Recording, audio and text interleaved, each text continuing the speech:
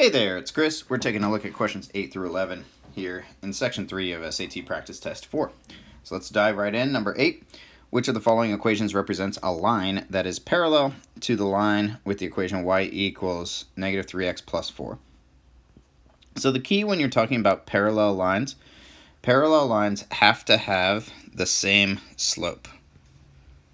So this is a really good takeaway for this. Whenever you see parallel, just think same slope. And for this line, our slope is going to be a negative 3, because this line is written in slope-intercept form, y equals mx plus b, which is the easiest way to identify slope. It's whatever that coefficient on your x term is when you isolate y. So when you're looking at a question like this, you want to try to isolate y so that you can see the corresponding slope. And for our answer choices, we have a little work to do for each of these, so we're going to have to get y by itself for each, and we're just looking for the one that gives us a slope of negative 3. So let's go ahead and take a look at A. To get y by itself, first we're going to subtract 6x from the other side.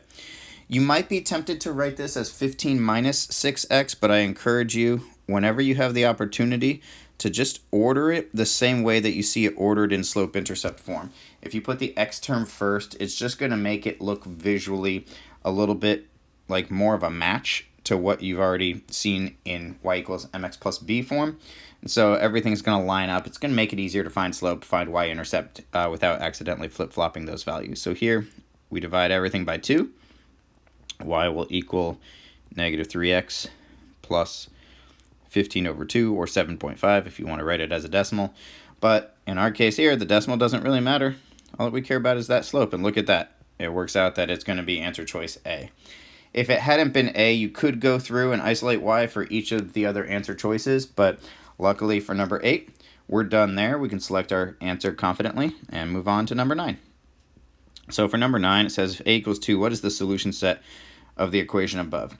And I see this happen with test takers all the time. On a question like this, they're thinking algebraically, which is great, and I think that's a great way to think, but don't discount the value of using your answer choices to your advantage, because what I see students do a lot on this question is they plug in a 2 for A, and then they write this as root x minus 2 equals x minus 4, and to solve, they want to square both sides, which is absolutely fine. You square both, you get x minus 2 equals, when you FOIL this, you get x squared minus 8x plus 16.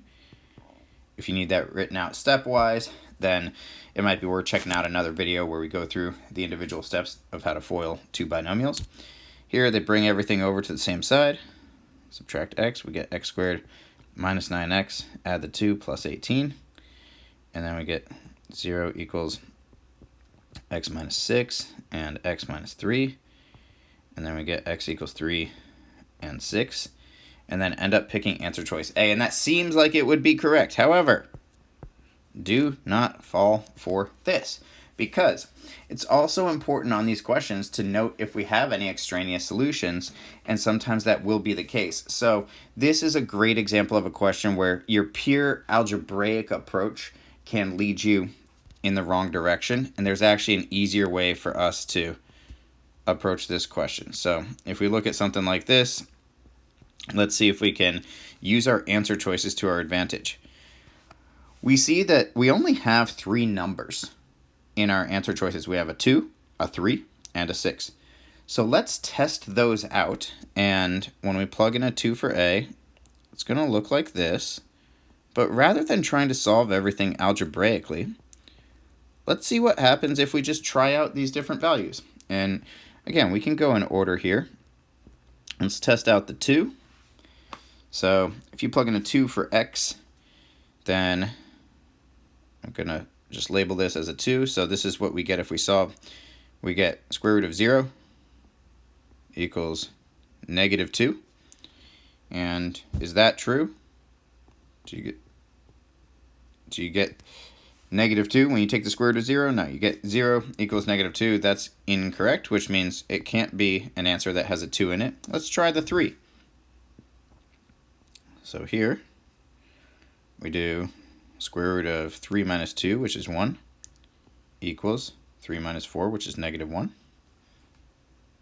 And so in this case, if you take a square root, are you going to get a negative result? for that root? We do not.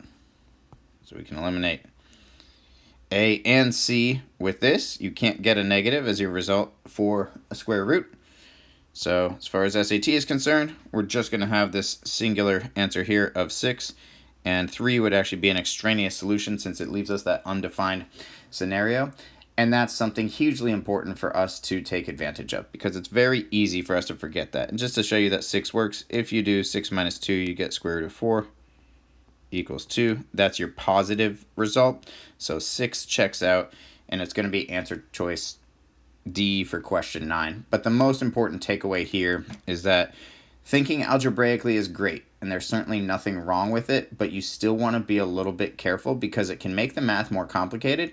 And sometimes if we think algebraically only in a question like this, we may forget to plug back in the algebraic solutions we came up with to test out for any of those extraneous values that could lead us in the wrong direction. So just make sure that you're careful with SAT questions, and as a rule of thumb, you always want to do at least a quick glance at your answer choices because that can make for much easier and faster math rather than having to solve things out purely algebraically. All right, let's take a look here at number 10. It says if t plus 5 over t minus 5 equals 10, what is the value of t? And anytime we have a fraction with something in the denominator, to get rid of it, we want to multiply both sides by that value or by that expression. So for number 10 here, we can multiply both sides by t minus 5 so that we no longer have to deal with fractions. So let's start to simplify here as we're trying to find the value of t. So we get 10 times t minus 5, and since we're looking for t, it just means we want to isolate t. Let's leave this as t plus 5 and distribute our 10. Here we get 10t minus 50. To combine like terms, you could go either direction. My personal preference is I like to keep everything positive. So I would subtract t from both sides and get 5 equals 9t minus 50, and then add 50 to both sides to get 55 equals 9t. Again, personal preference, but I don't like having negatives. Some people would choose to bring the 10t over to the other side. That's absolutely fine. There's nothing mathematically incorrect about that. But if we go in this direction, we can keep everything positive, and we end up with 55 over 9 equals t, and that's going to be answer choice D. So this question is relatively straightforward. It's just tough because the math is a little bit messy since you deal with a few improper fractions, and sometimes it makes those calculations a little bit more difficult. But that's our straightforward approach to number 10. And now we'll take a look at number 11. And here we have two equations, and they want to know how many ordered pairs in the form of x, y satisfy the system of equations shown above. So the tricky part here is that they're asking about how many ordered pairs. So it's not what are the ordered pairs. They just want to know how many are possible.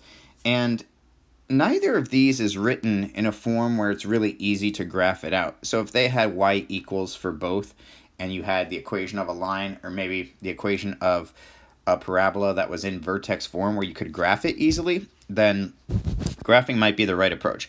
But this is set up a little bit more naturally for substitution. So we've already isolated x, and let's see if we can plug that in to figure out different possible y values and then correspondingly different possible x values for where we might have a point of intersection between these equations. So we can plug x in here, or we can go in the reverse direction. They also isolate y for us, and we could plug a y in over here. So let's talk about which approach might be preferable. So if I plug in y in place of x, then I'm going to have x equals 2 times this entire expression, 2x minus 3 times x plus 9, and then plus 5. So I'll highlight it, but here I'm just plugging this entire thing in place of y. And then if we go the other direction, if we were to plug in our x value into our x's for our y function, so I'll put that one maybe over here, we would have y equals, so this would now become 2 times 2y plus 5, and then minus 3, and then times 2y plus 5, and then plus 9. I'll try to move this over in just a second. So this is what that would look like if we went the other direction. If we took that x expression and plugged it in place of our x's for that y function. So I'll color code this one a little bit differently here, but we can see that we're taking this entire expression for x and plugging it in everywhere that we have an x to get this result. So again, some of this is going to be personal preference. It's not to say that one way is better than another or easier or more difficult. It's just your comfort level on some of the math involved. So here, when I look at these two, for me personally, if I had to pick and choose, my choice would be this expression down here. This one looks a little bit easier for me to simplify.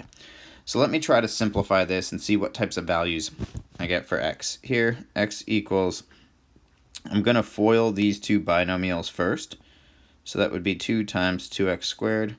I do my outside terms, which is positive 18x. I do my inside terms, which is negative 3x. And my last terms, minus 27, all inside that parentheses, and then plus 5. Here, I distribute my 2, so I get x equals 4x squared.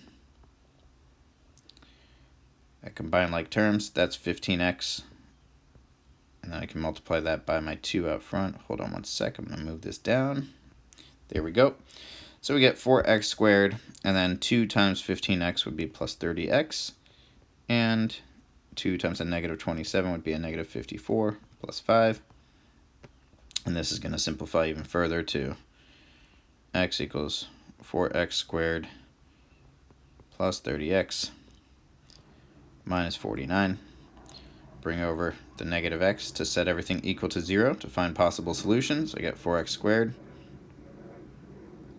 plus 29x minus 49. Now we could try to cancel this out, right? And I'm sorry, factor this out. And if you can come up with factors really easily, then that's awesome. But we can see on this question that this one maybe isn't going to be the easiest thing in the world to factor. So here's where a little bit of outside knowledge comes in. And that has to do with our quadratic form, because this is in the form of ax squared plus bx plus c. So we have a value of 4 for a, 29 for b, and negative 49 for c. And the reason that that's valuable, and this is something that is worth noting, but when you do quadratic formula, it's going to be b squared minus 4ac and its relationship to 0 that will tell you how many solutions you have. So this we need to have as outside knowledge for this question. Our cheat sheet at the beginning of the section doesn't tell it to us, so we have to know that here, if it's greater than 0, you're going to have 2 solutions. If it's equal to 0, you're going to have 1 solution. And if it's less than 0, you'll have no solutions.